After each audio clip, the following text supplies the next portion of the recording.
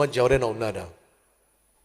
దేవుని బిడ్డగా జీవించవలసిన నువ్వు, పరిశుద్ధంగా జీవించవలసిన నువ్వు, భార్య ఉన్నప్పటికీ భార్యను విడిచిపెట్టి, తండ్రిగా ఉన్న నువ్వు బాధ్యతలను విడిచిపెట్టి వేశ్యల దగ్గరకు వెళ్ళేటటువంటి ఒక దౌర్భాగ్యుడిగా ఉన్నావా?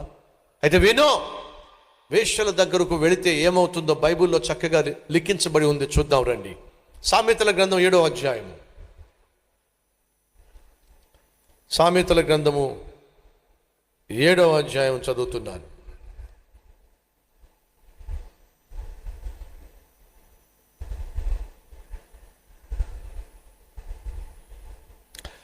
ఎనిమిదవ వచనం, 7వ అధ్యాయము 8వ వచనం. కొంచెం ఎక్కువ వచనాలు ఉంటాయి, చదువుదాం రండి. ప్రతి వచనంలో కూడా హెచ్చరికే ఉంటుంది, జాగ్రత్తగా గమనించాల్సిందిగా కోరుతున్నాను. సంధ్యవేళ అంటే ప్రొద్దు గ్రుంకిన తరువాత చిమ్మ చీకటి గల రాత్రి వేళ, చిమ్మ చీకటి గల రాత్రి వేళ వాడు జారస్త్రీ సందు దగ్గర వీధిలో తిరుగుచూ ఉండెను. ఎక్కడ తిరుగుతున్నాడు? వేశ్యలు ఉండేటటువంటి సందుల్లో గొంతుల్లో తిరుగుతున్నాడు. దాని ఇంటి మార్గమున నడుచుచూ ఉండెను. అంతటా వేశ్య వేషము వేసుకొనిన కపటము గల స్త్రీ ఒకటే వానిని ఎదుర్కొన వచ్చెను. అది బొబ్బలు పెట్టున్నది, స్వేచ్ఛగా తిరుగునది, దాని పాదములు దాని ఇంట నిలవవో. దయచేసి గమనించండి. కొంతమంది స్త్రీలు ఉంటారు, భర్త ఉన్నప్పటికీ బిడ్డలున్నప్పటికీ తన కాలు మాత్రం ఇంటిలో నిలబడే ప్రసక్తి లేదు. ఎందుకంటే అది తిరుగుబోతు, వాడు తిరుగుబోతు. ఈరోజు మన మధ్య ఎవరైనా ఉన్నారా? కుదురుగా ఇంటి దగ్గర కూర్చోలేవు. భార్యతో కానీ, బిడ్డలతో కానీ, భర్తతో కానీ, బిడ్డలతో కానీ ప్రశాంతంగా కాసేపు నువ్వు కూర్చొని మాట్లాడడం నీ వల్ల కాదు. తిరగాల్సిందే, పట్నం చుట్టూ తిరగాల్సిందే, వాడింటికి వీడింటికి తిరగాల్సిందే, దానింటికి దీనింటికి తిరగాల్సిందే. ఉన్నారా మన మధ్య? వాళ్ళెవరో తెలుసా? వేశ్యలు, క్యారెక్టర్లెస్ పీపుల్. మన సమాజంలో అలాంటి వాళ్ళు ఉన్నారు. బహుశా ఇక్కడ కూర్చున్న వారిలో కూడా అలాంటి వాళ్ళు ఉన్నారు. నీ ఇంట్లో నువ్వు ఉండవు, కానీ వెళ్ళి ఆ ఇంట్లో ఉంటావు. ఏ ఇల్లు నీకే బాగా తెలుసు. ఆ ఇంట్లో ఉంటావు. తరువాత ఒకప్పుడు ఇంటి ఎదుటను, ఒకప్పుడు సంత వీధులలోనూ అది ఉండును. ప్రతి సందు దగ్గర అది పొంచి ఉండును. అది వానిని పట్టుకొని ముద్దు పెట్టుకొనెను, సిగ్గుమాలిన ముఖము పెట్టుకొని ఇట్లనెను. 16వ వచనము. నా మంచం మీద రత్న కంబళ్లను, ఐగుప్తు నుండి వచ్చు విచిత్రపు పనిగల నార దుప్పట్లను పరిచి ఉన్నాను.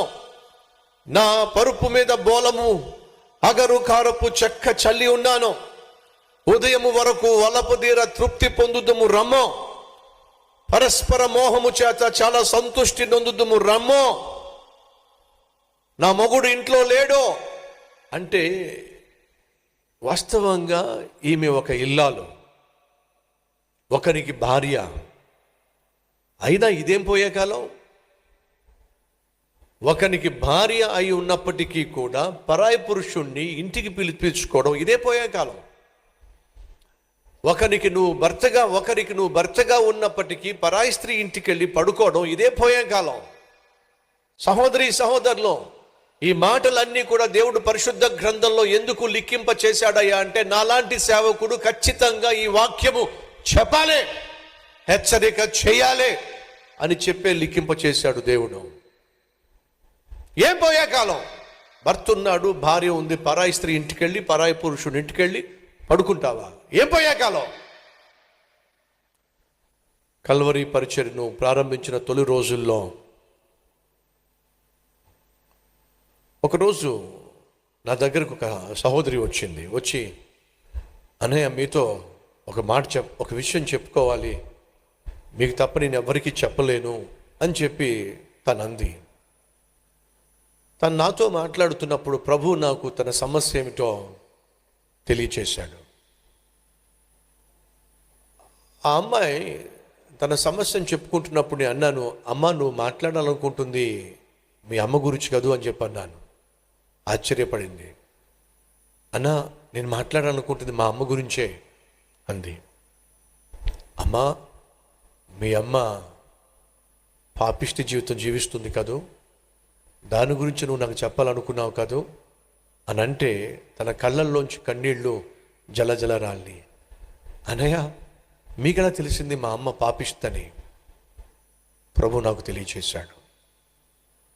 చెప్తుందండి, ప్రతి రాత్రి మా అమ్మని తీసుకెళ్ళి ఆ ఇంటి దగ్గర నేనే విడిచిపెడతాను అన్నయ్య.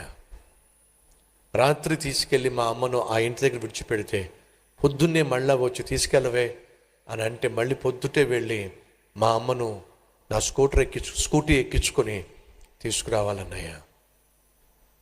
ఈ మధ్య వాడు అన్నాడట, నువ్వు రావటమే కాదు నీ కూతురును కూడా తీసుకురమ్మని చెప్పి. అన్నయ్య, మా అమ్మ వేశ్యగా వ్యభిచారిగా పనిచేస్తుంది. పైపెచ్చు నేను తీసుకెళ్ళి డ్రాప్ చేయాల్సి వస్తుంది. గుండె తరుక్కుపోతుంది అన్నయ్య. కన్న కూతుర్నే నేను తీసుకెళ్ళి ఆ కసాయి వాడి దగ్గర నా తల్లిని దింపి రావడం, తను చేసే పాపిష్టి పనికి నన్ను నా వాహనాన్ని వాడుకోవడం తట్టుకోలేకపోతున్నాను అన్నయ్య. ఎంత దారుణం అండి ఇది, ఎంత దౌర్భాగ్యం అండి. పిల్లలకు కూడా తెలుస్తుందే తను పాపిష్టిదని చెప్పి, అయినా నిర్భయంగా వెళ్ళి పాపిష్టి పని చేస్తుంది. కాబట్టి బైబిల్ సెలవిస్తుంది, నీకు కలిగిన ధైర్యము వేశ్యకు కలిగిన ధైర్యం.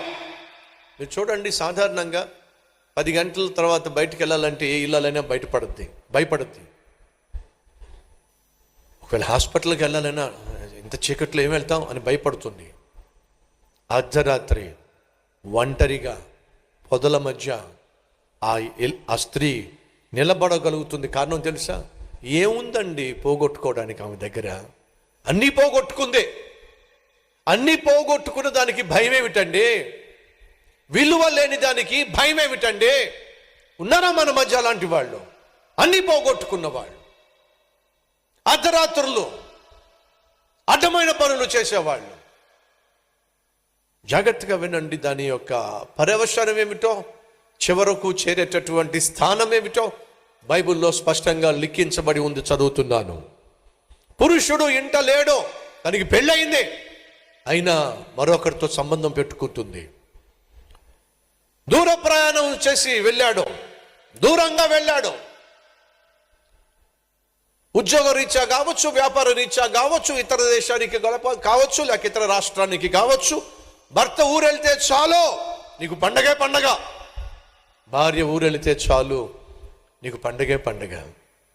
ఉన్నారా మన మధ్య అలాంటి వాళ్ళు? భర్త ఉద్యోగ రీత్యా ఊరు గడప దాడితే చాలు పండగ. ఒకరోజు ఓ సహోదరుడు పాస్టర్ గారి దగ్గరికి వచ్చాడు.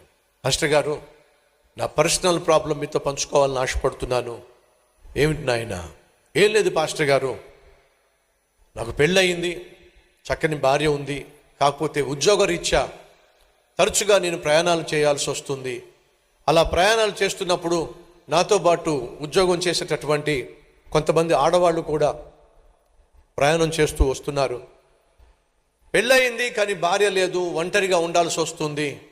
మరి ఒంటరిగా ఉంటున్నప్పుడు ఆ ఒంటరితనాన్ని ఎదుర్కోలేక నాతో పాటు ఉద్యోగం చేసేటటువంటి వారిలో కొంతమంది వాళ్ళు కూడా భర్తకు దూరంగా ఉంటున్నారు కాబట్టి నాతో వాళ్ళు కోఆపరేట్ చేయడానికి సిద్ధంగా ఉన్నారు.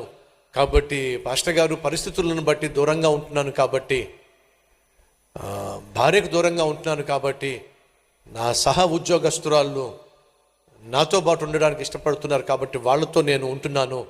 కానీ మనసులో ఎక్కడో గుచ్చుకుంటా ఉంది, నేను చేస్తున్న తప్పేమో అని చెప్పి. కాబట్టి పాస్టర్ గారు తప్పంటారా అని చెప్పి పాస్టర్ గారిని అడిగారు. బాగుందండి ప్రశ్న. ఈ లోపల పాస్టర్ గారు, ఒక నిమిషం ఆగు బాబు అని చెప్పి లోపలికి వెళ్ళి ఏదో ఒక కవర్ తీసుకొచ్చాడు.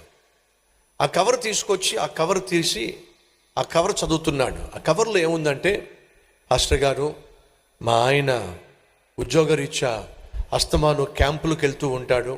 పెళ్ళైతే అయ్యింది కానీ తరచుగా నా భర్త నాకు దూరంగా ఉండటం వల్ల ఒంటరితనాన్ని తట్టుకోలేకపోతున్నాను. పక్కింటి వాడు చాలా కోఆపరేటివ్గా ఉంటున్నాడు, అప్పుడప్పుడు నా దగ్గరికి వస్తున్నాడు. భర్త లేని సమయంలో పక్కింటి వాడితో నేను పాపం చేయడం నా మనసుకు ఎక్కడో గుచ్చుకుంటా ఉంది, నేను చేస్తున్న తప్పంటారా అని చెప్పి ఆ ఉత్తరంలో ఉంది. ఎదురుగుండా ఉన్నవాడికి డౌట్ వచ్చింది, ఇదేదో నా కేసులా ఉంది అని చెప్పి. వెంటనే పాస్టర్ గారు ఏమనుకోకపోతే ఒకసారి ఆ ఉత్తరం ఇస్తారా అని చెప్పంటే ఉత్తరం ఇస్తే, ఏంటి బాబు తలకాయ ఊపుతున్నా, మా ఆవిడిదే. ఎవరిదట? మోసపోవద్దు, దేవుడు వెక్కిరించబడడు. మనిషి ఏం విత్తుతాడో దాన్ని కోయక తప్పదు.